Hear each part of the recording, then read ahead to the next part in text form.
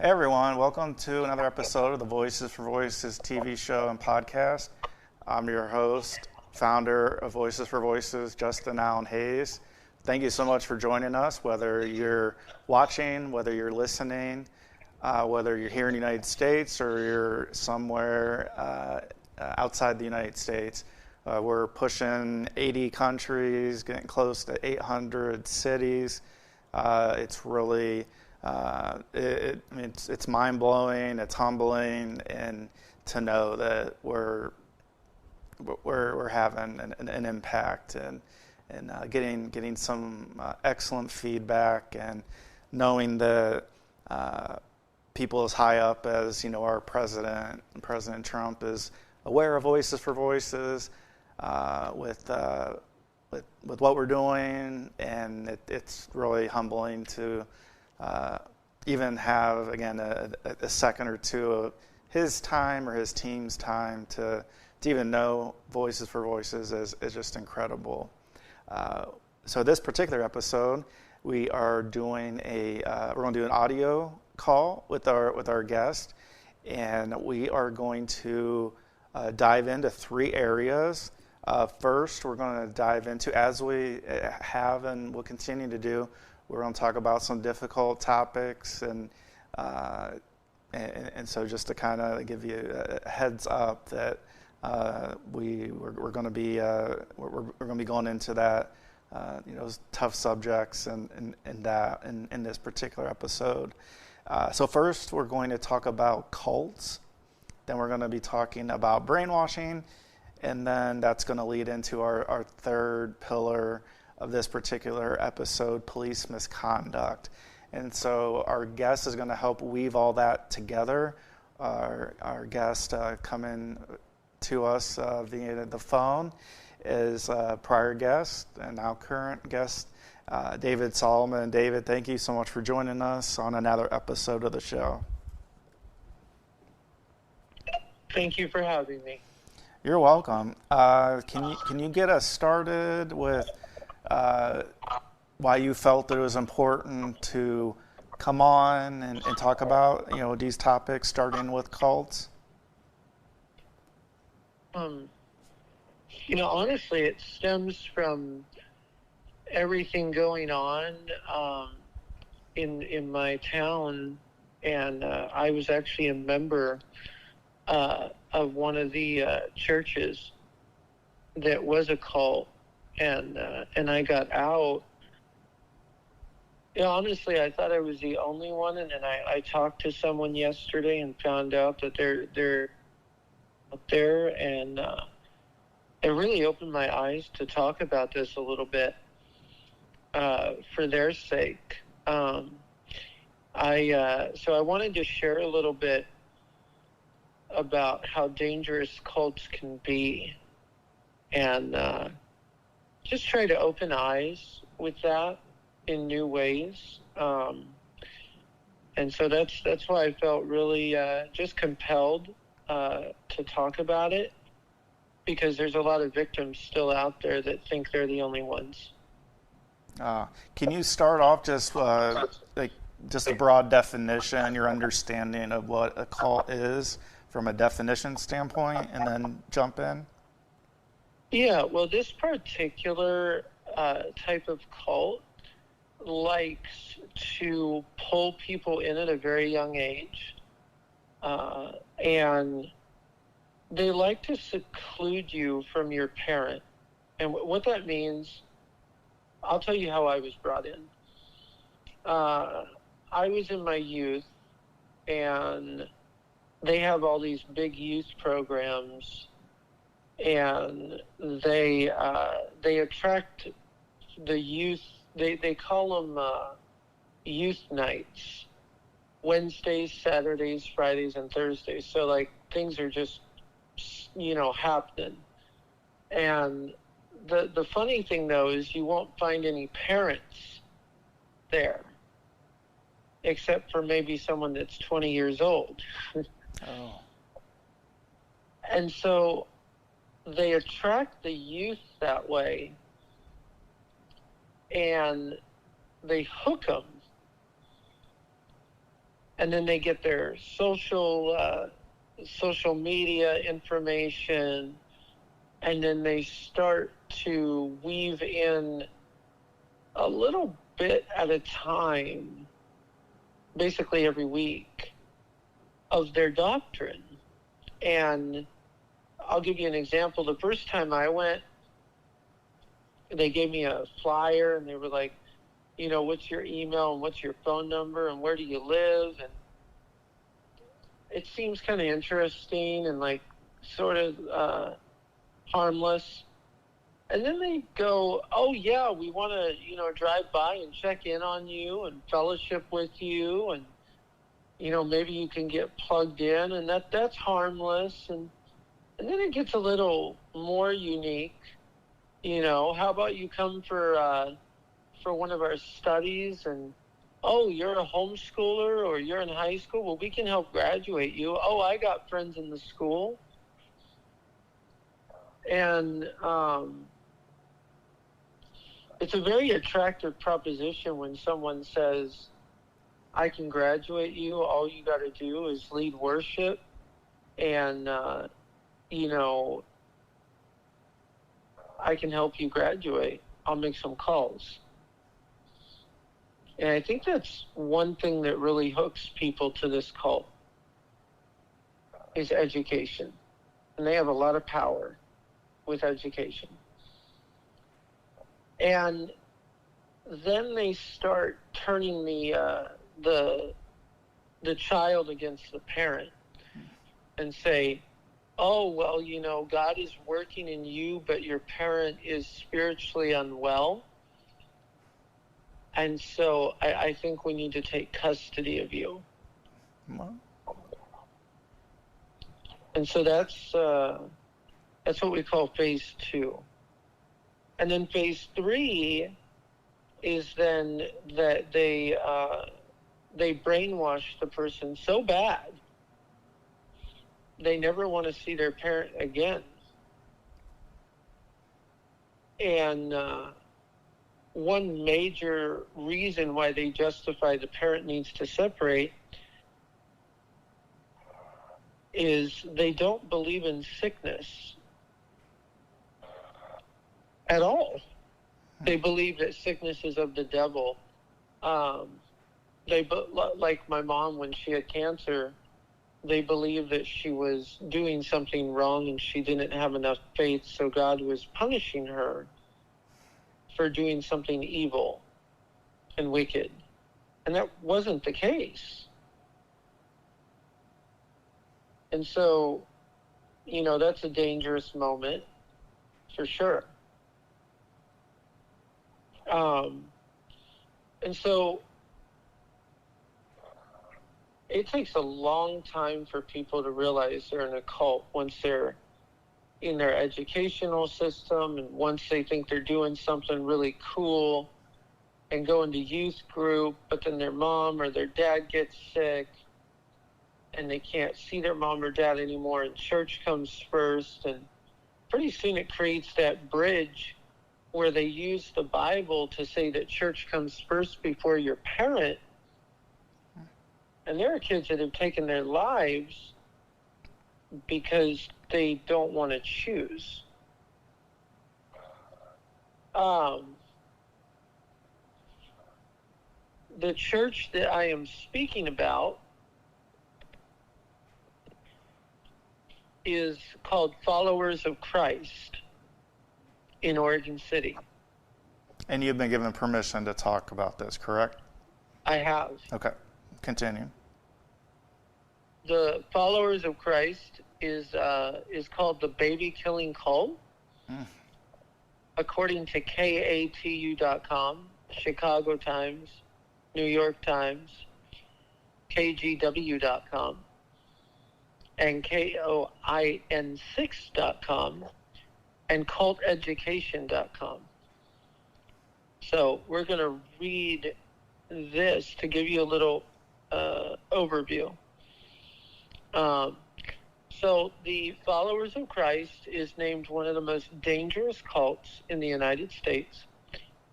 And it's nicknamed the baby killing cult because multiple criminal allegations and investigations have been made about the church, because they do not believe in doctors and they do not believe in sickness. They believe that faith heals everything, and if you don't have enough faith, then you don't deserve to be healed. And so this is a very dangerous moment for someone like me that was caught up in it, and others.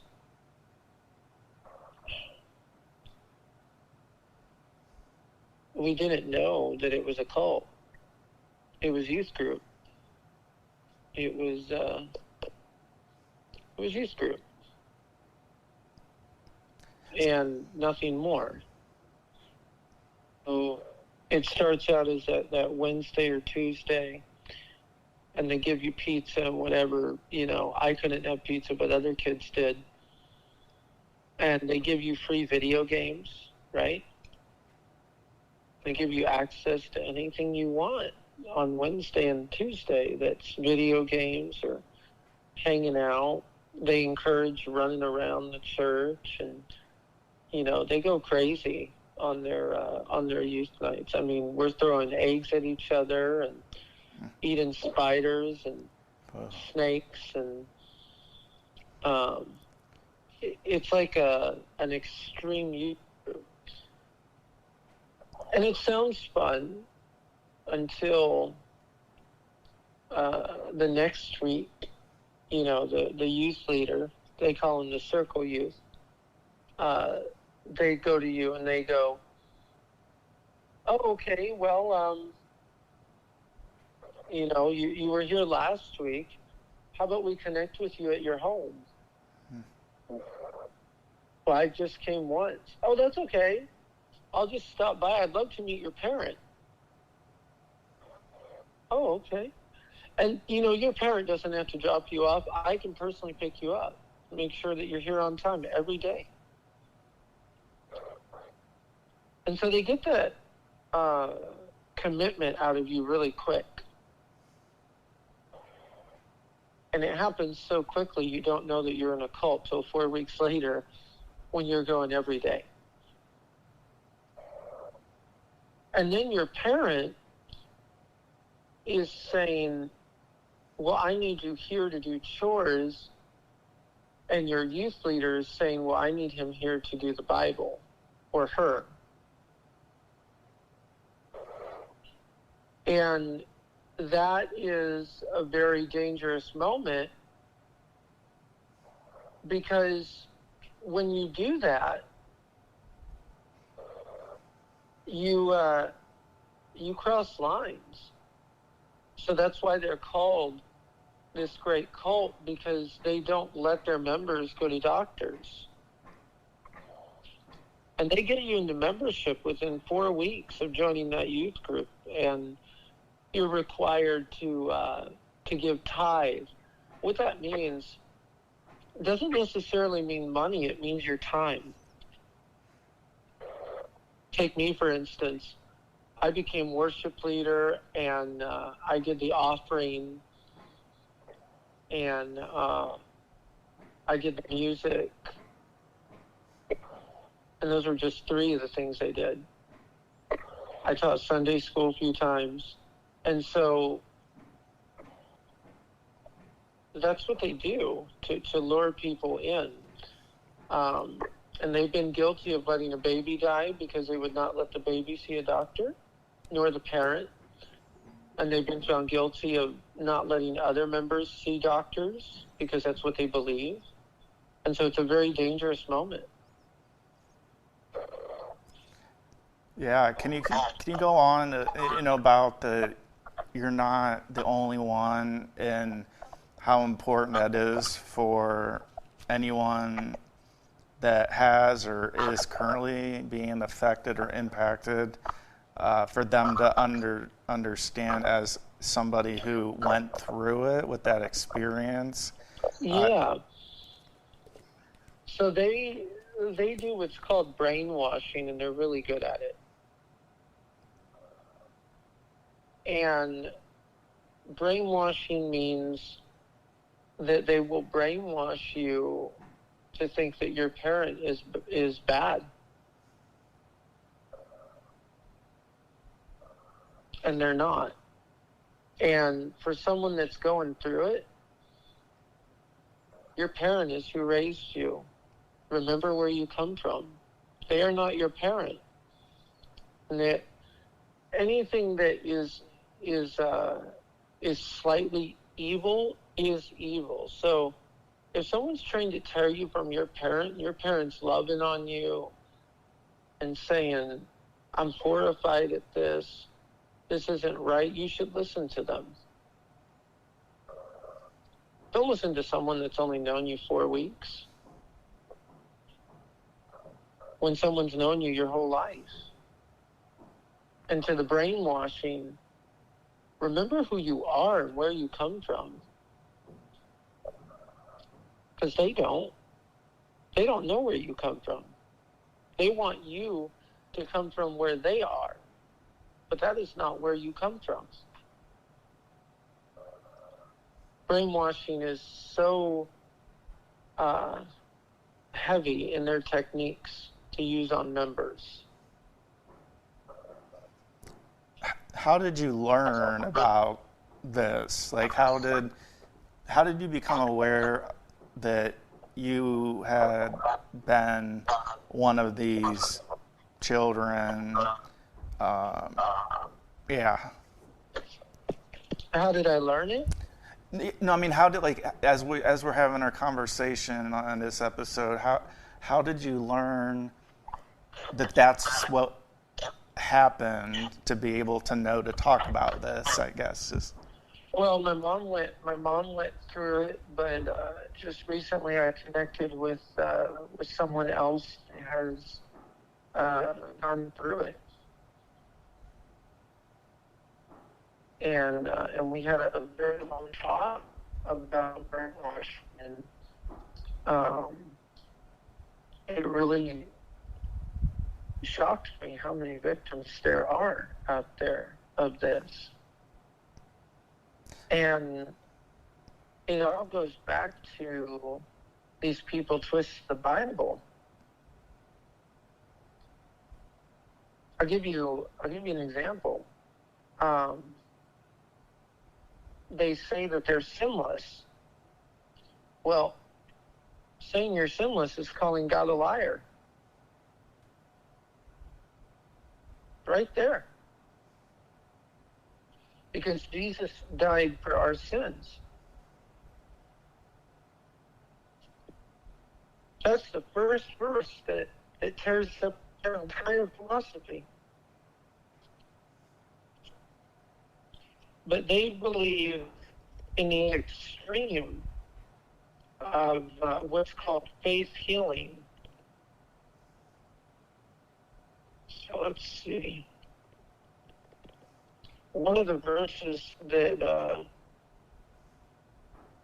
a majority of verses they use is, by his stripes we are healed. I don't know if you've heard that. Can you say that again? You were breaking Mark up. 16, 17, and 18. You were breaking up. Laying hands. Oh. Yeah. Mark 16, 17, and 18, laying hands on the sick. Okay. So they really believe that. And so they twist that.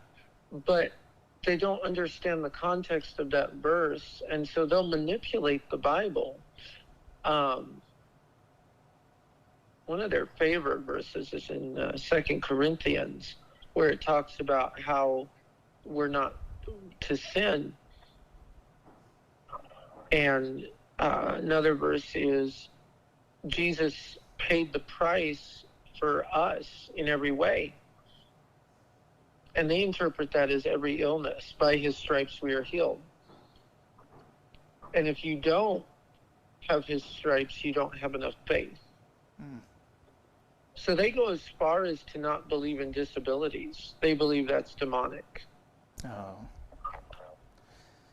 And so that's why they've been in criminal investigations. Yeah. Can you, as we continue, if you're able to, can you share what, how police departments Yeah. around the state? So, you mention the state. So, I mean, you mentioned the church. Can you mention like the state, and then also, if you're able to talk about those, the retreat, the once a year. Yeah. So with this in particular church, Yes. they have a strong relationship with police departments. We're talking about the state of Oregon, so I just want to make sure our viewers and our listeners know that. Yep, the Followers of Christ Church in Oregon City. Correct. Okay, continue. On Malala Avenue. Thank you. You're welcome. And they have a strong relationship, and let me make that a little bit more clear and clarify that. So they go as far as to throw a banquet for police departments all over the state. And they partner with other people to do it. And they make sure that they have those relationships so that their crimes are covered. Mm. And that's why they're not caught. And so then they get officers to go to the church or offer them, membership and money and different things. And so there's a lot of police misconduct going on. If you Google Oregon City police misconduct, there's a lot going on.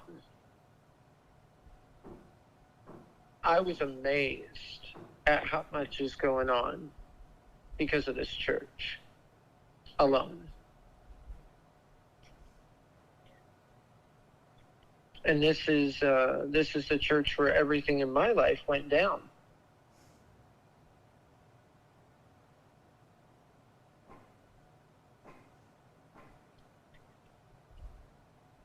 Now, the other thing is they also have a strong relationship with social services.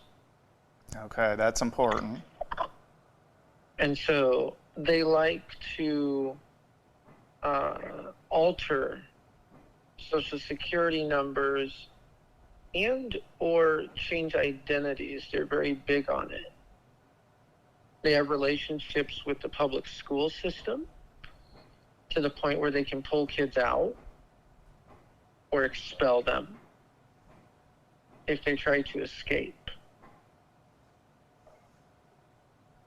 And so they have a lot of power also over scholarships in colleges.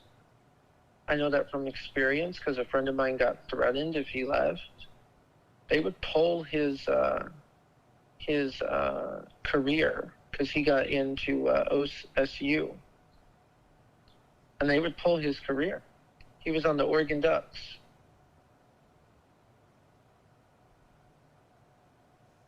So they have a lot of power that way. And they like to utilize those services. One of the head firemen goes to the church. One of the head paramedics, a hospital, even though they don't believe in sickness, Right.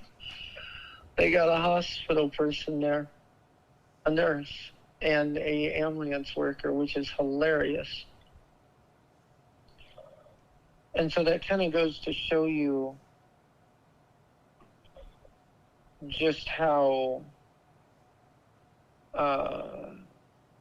twisted they are. If that makes sense.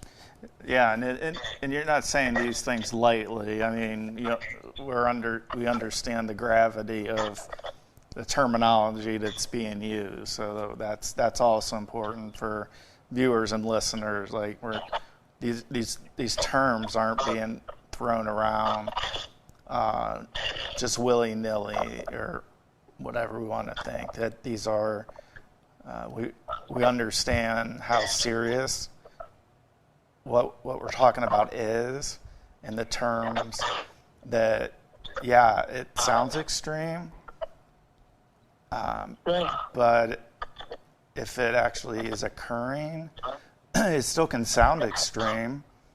But again, if it's occurring, which you've been given the authority to talk about this, so that brings just that whole new layer to everything.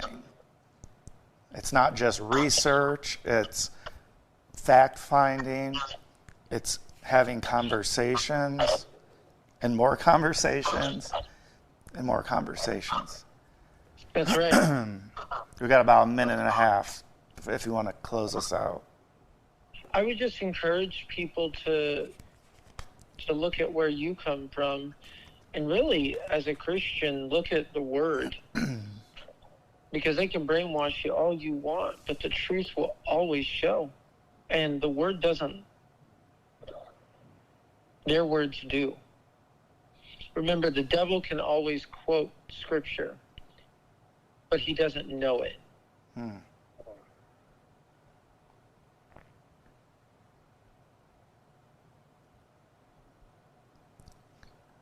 Any last thoughts before I would just say use caution, and if you are in that place, get out. Don't be afraid. There is light at the end of the tunnel. And there is hope. All right.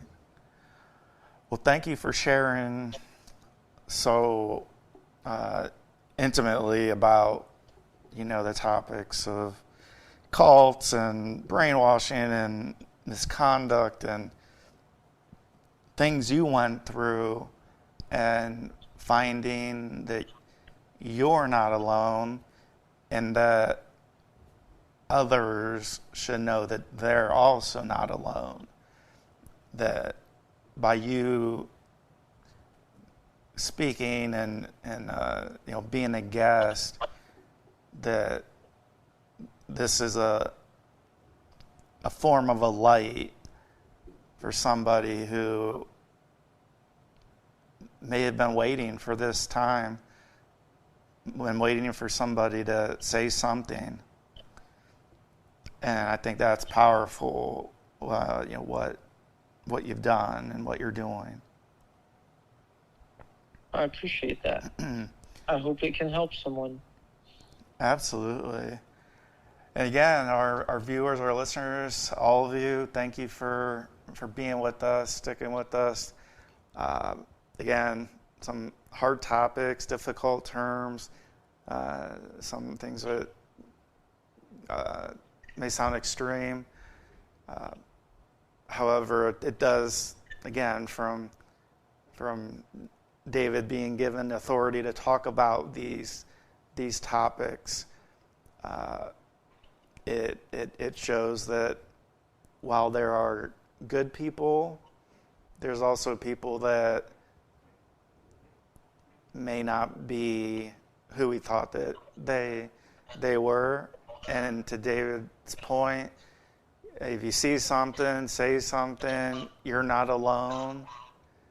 And we'd love to have you on the show so you can be another guiding light for others that have been, unfortunately, victims at the hands of this. So please be a voice for you or somebody in need. And we'll see you on the next episode of the Voices for Voices TV show and podcast. God bless.